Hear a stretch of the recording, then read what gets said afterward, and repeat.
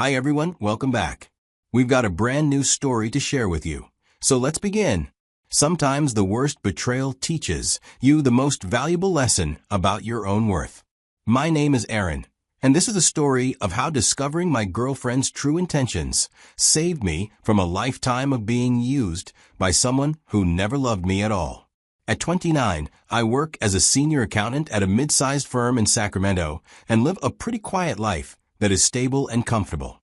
When my father passed away from cancer, he left me some valuables, including his house, which was almost paid off. I found myself with more space and financial breathing room than most people my age could dream of. I met Stephanie at a coffee shop near my office, where she was working. We started talking when she noted me as a regular. After we exchanged numbers, things got serious. Our first few dates felt perfect. Stephanie was beautiful in every way describable. Those early months felt like the beginning of something real. Stephanie would come over after her shifts, and we'd cook dinner together, watch movies, and talk about our days. She seemed fascinated by my work, asking detailed questions about my clients and projects. She'd marvel at my house, saying she'd never been in a place with so much space, admiring the hardwood floors and updated kitchen my father had renovated before he got sick. About 6 months into our relationship, I learned more about her financial struggles. Her job barely covered her rent and car payment, leaving almost nothing for groceries or unexpected expenses. When her car needed major repairs, she was genuinely panicked about how to afford them. Without really thinking about it, I offered to help with the repair costs. The relief on her face was immediate and touching. She threw her arms around me, saying she didn't know what she would have done without me, that nobody had ever been so generous and caring. It felt good to be needed, to be able to solve problems for someone I was falling in love with. Over the next few months, I found myself helping with other expenses, a portion of her rent when her work hours were cut, groceries when money was particularly tight, and even a nice dress when her store's corporate team was visiting and she wanted to make a good impression. She was always grateful, always promising to pay me back when she could, though we both knew her salary made that unlikely. About a year into our relationship, when her lease was up for renewal and her landlord raised the rent by hundreds of dollars, I suggested she move in with me. It made financial sense. She'd save money, we'd get to spend more time together, and honestly, I'd gotten used to having her around. The house felt less empty when she was there. Stephanie was hesitant at first, saying she didn't want to feel like she was taking advantage of my generosity. But when I explained that having her contribute a modest amount toward utilities and groceries would actually help me out, too, she agreed. The truth was, I would have been fine covering everything, but I wanted her to feel like she was contributing rather than just being supported. Living together felt like the natural progression of a serious relationship. Stephanie had a key, helped decorate the guest room she used as a closet, and gradually her belongings filled the spaces that were empty. After 2 years together, I felt confident enough to introduce Stephanie to my extended family. My mother lived in Portland, but my uncle and aunt were local, along with several cousins. At a family barbecue that summer, Stephanie charmed everyone. That evening, my uncle pulled me aside and said he was happy to see me with someone who clearly cared about me. My aunt mentioned how nice it was that I'd found someone who compliments me. Their approval meant everything to me, especially since they'd been concerned about me living alone in my inherited big house since my father's death. By this point, I was seriously considering proposing. Stephanie and I had been together long enough to work through the typical relationship adjustments, and living together had only strengthened my feelings for her. We talked about the future regularly. It was during these future planning conversations that I started sharing more details about my financial situation. Stephanie knew I owned the house and had a stable job, but I began explaining the broader picture. My father had been a successful contractor who'd invested wisely in real estate and retirement accounts. Beyond the house, there was a trust fund that would mature when I turned 35, additional properties that generated rental income, and a life insurance policy that had paid off significant investments. I wasn't trying to brag or impress her. It felt natural to share these details with someone I was considering marrying. Stephanie would listen intently to these conversations, asking thoughtful questions about timelines and amounts. She seemed impressed by my father's financial planning and would often comment on how lucky I was to have such security. During these intimate conversations, Stephanie also shared more about her past relationship with her ex. They'd dated for almost 3 years before she met me, and according to her, it had been an increasingly toxic situation. The ex made decent money, but spent it as quickly as he earned it. She told me that her ex was controlling about her friendships, jealous of her coworkers, and had a temper that made her afraid to disagree with him about anything. Stephanie described incidents where this guy would show up at her work unannounced, accusing her of flirting with customers or male colleagues. He'd go through her phone, question her about every text or social media interaction, and make her feel guilty for wanting to spend time with anyone other than him. Toward the end of their relationship, she said he'd started pushing her during arguments and once grabbed her wrist hard enough to leave bruises. Hearing these stories made me want to protect her even more. The contrast between her ex's controlling behavior and my approach to our relationship seemed to prove that Stephanie had found something healthier with me. I encouraged her to talk about these experiences when they bothered her, reassuring her that I would never treat her that way.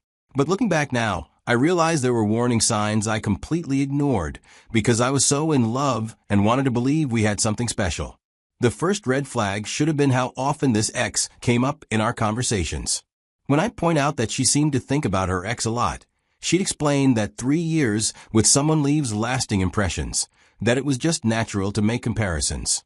I accepted these explanations because I loved her and wanted to be understanding about her past.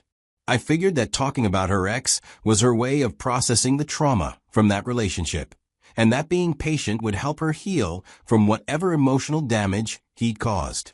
Another warning sign was the gradual decline in our physical intimacy. During our first year together, our sex life had been active and satisfying. But months after she moved in, Stephanie began finding excuses to avoid physical closeness. She was always too tired from work, stressed about family issues, or not feeling well. When I tried to initiate romance, she'd redirect toward cuddling or suggest we watch a movie instead. When I asked if something was wrong or if I'd done something to upset her, Stephanie would reassure me that she just had a lower sex drive than she used to, that living together had made her feel less pressure to be physically affectionate all the time. She'd promise that things would improve once she felt more settled. I believed these explanations because I didn't want to pressure her or make her feel uncomfortable. I figured that being patient and understanding would eventually help her feel safer and more open with me. The biggest red flag, which I completely missed at the time, was her reaction to my financial information. While I thought Stephanie was showing a healthy interest in our future together, her questions were unusually detailed and specific. She'd ask about exact amounts, timelines for inheritance distributions, and whether there were any conditions or restrictions on accessing the money. She seemed particularly interested in the trust fund that would mature when I turned 35, asking multiple times whether there was any way to access it earlier and whether marriage would affect the terms. She'd also ask about the rental properties, wanting to know how much income they generated and whether ownership could be transferred or shared. At the time, I interpreted this curiosity as evidence that Stephanie was taking our relationship seriously, thinking about practical matters that would affect us if we got married. Now I understand she was gathering intelligence about everything. The revelation that shattered my world came one night in October. Stephanie had come home from a late shift at the store, eaten the dinner I'd made for her, and gone to bed early, claiming exhaustion. I stayed up working on some client files in the living room, finishing around midnight.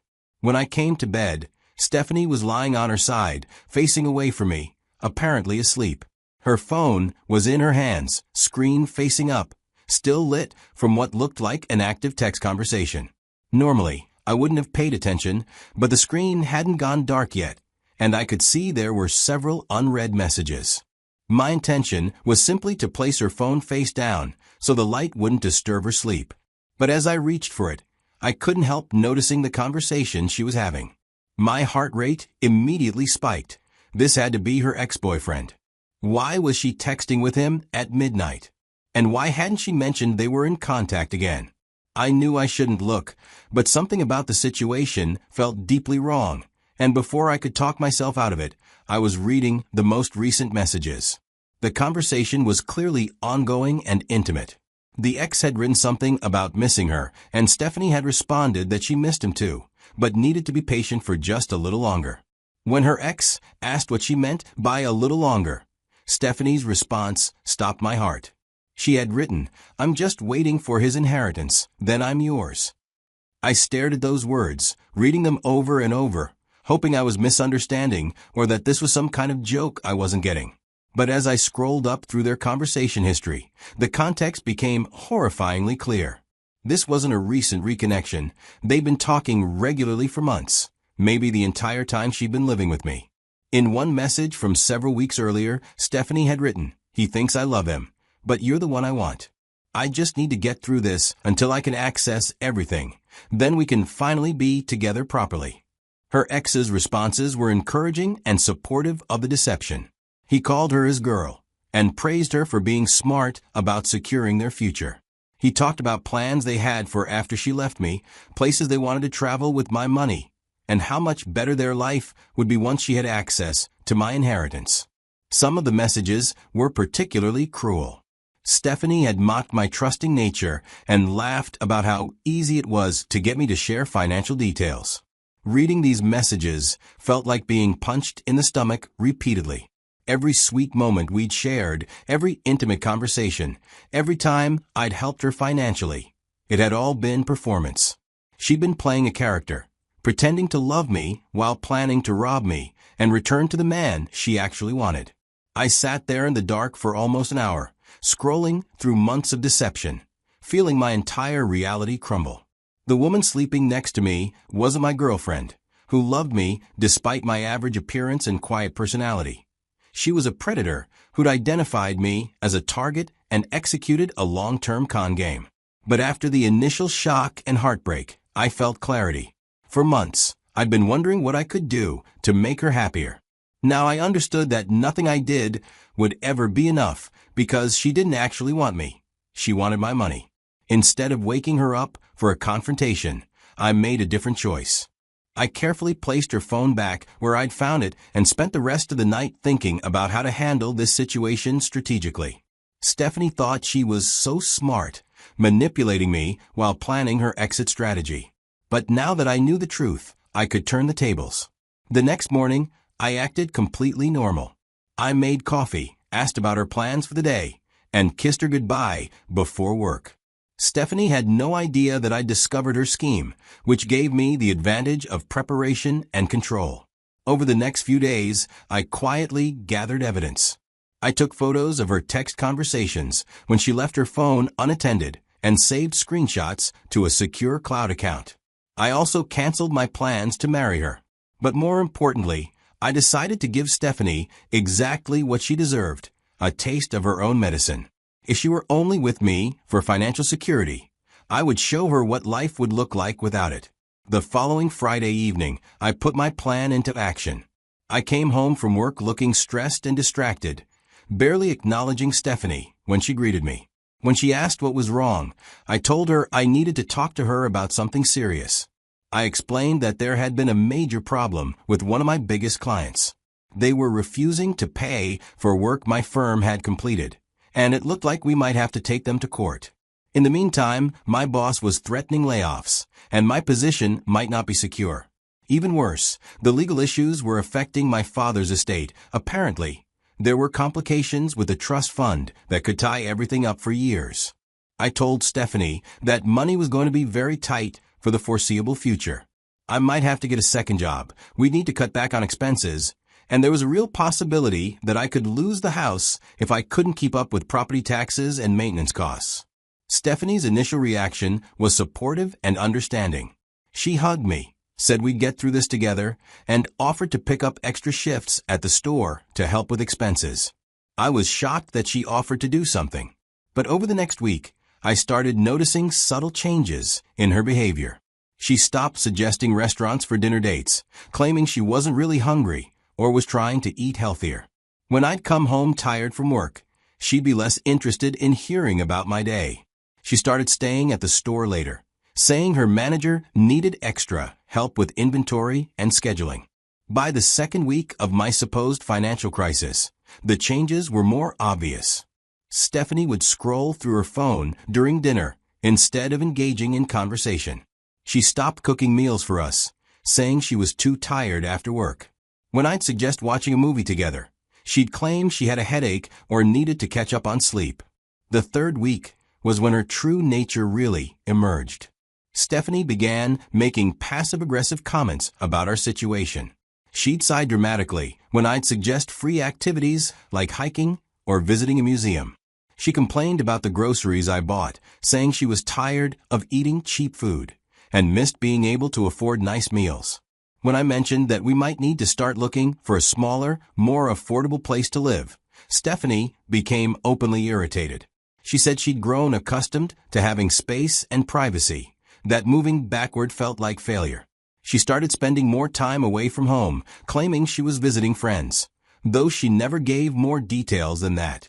By the fourth week, Stephanie was barely home at all.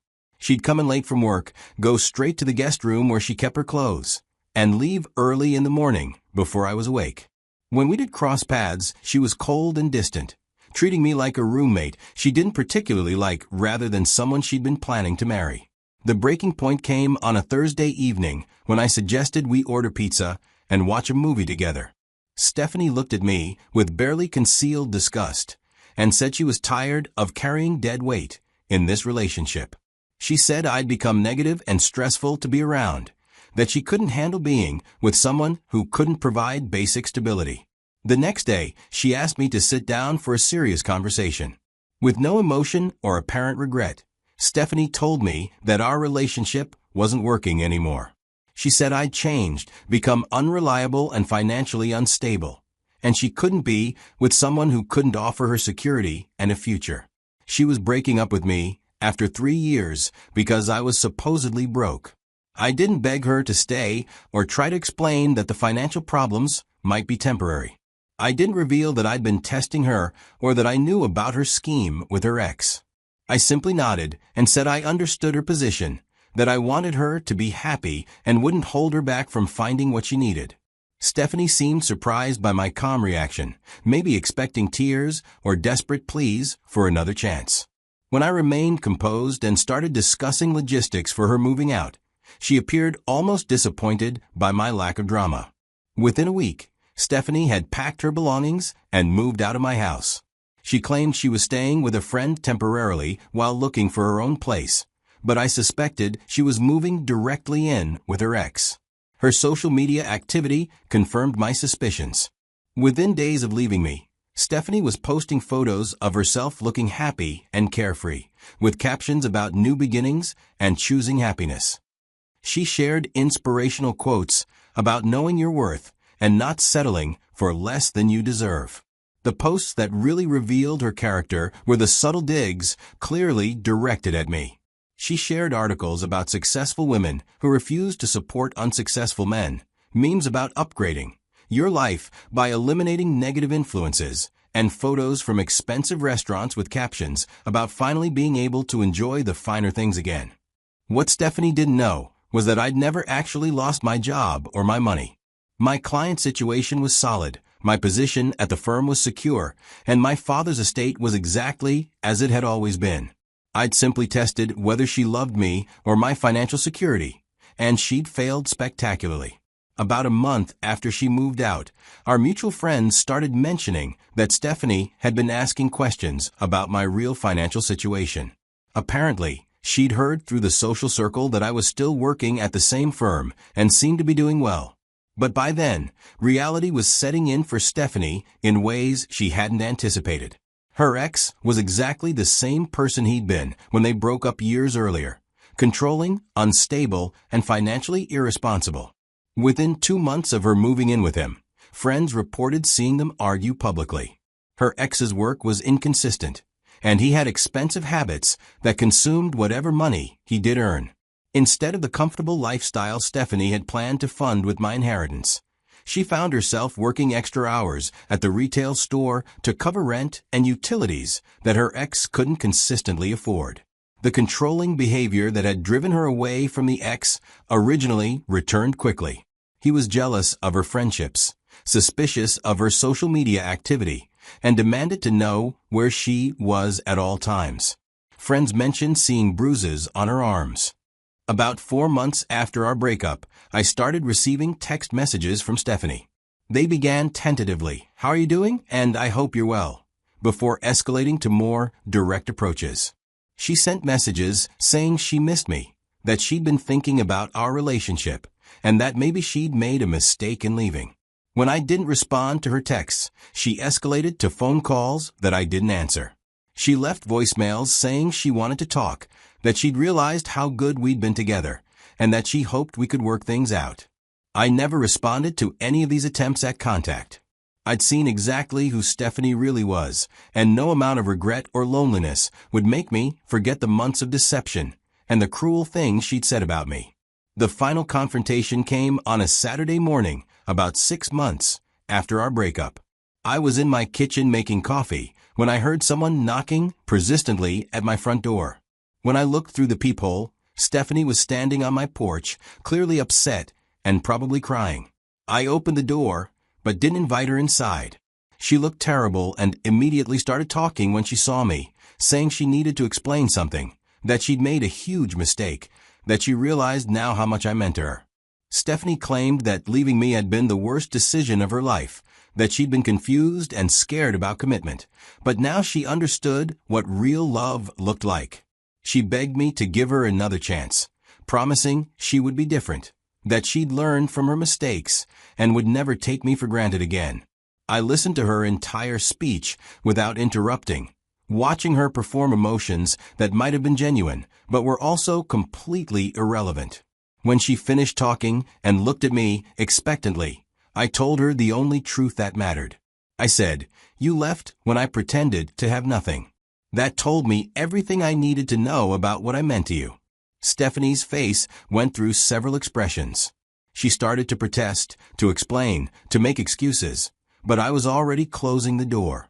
I left her standing on my porch, finally understanding that her scheme had been exposed and her safety net was gone forever. That was the last time I saw or spoke to Stephanie. I heard through friends that she and her ex broke up violently, that she moved back in with her parents, and eventually left the city altogether. I don't know where she ended up, and I don't care. Looking back on those 3 years, I realized that I was never in a real relationship. I was being farmed for resources by someone who saw me as a mark rather than a partner. Every intimate moment, every shared experience, every time she said she loved me was part of an elaborate performance designed to separate me from my father's money. The most painful part wasn't discovering her betrayal. It was realizing how completely I'd been fooled. I pride myself on being analytical and careful, but love had made me blind to obvious red flags and willing to accept explanations that should have raised more questions. But I also learned something valuable about my own worth. For too long, I believed that my financial stability was the most attractive thing about me, that someone like Stephanie was doing me a favor by being with an average guy who happened to inherit some money. Her scheme actually proved the opposite, that I deserved someone who wanted me for who I was, not what I could provide. I thought losing Stephanie would be devastating, but it turned out to be liberating. I'd been carrying the weight of someone else's deception without realizing it, making excuses for behavior that should have been unacceptable, and compromising my own happiness to maintain a relationship that was never real. Sometimes the worst betrayal becomes the greatest gift. Stephanie's scheme didn't destroy my life. It freed me from wasting any more of it on someone who never deserved my love in the first place. If you're in a relationship where your partner seems more interested in what you can provide than who you are, where love feels conditional on your ability to maintain a certain lifestyle, pay attention to those feelings. Real love doesn't require you to audition for someone's affection or compete with their backup plans. Everyone deserves a partner who chooses them consistently, who values their character over their assets, who sees their love as the prize rather than seeing them as the consolation. Don't settle for being someone's security blanket while they wait for something better to come along.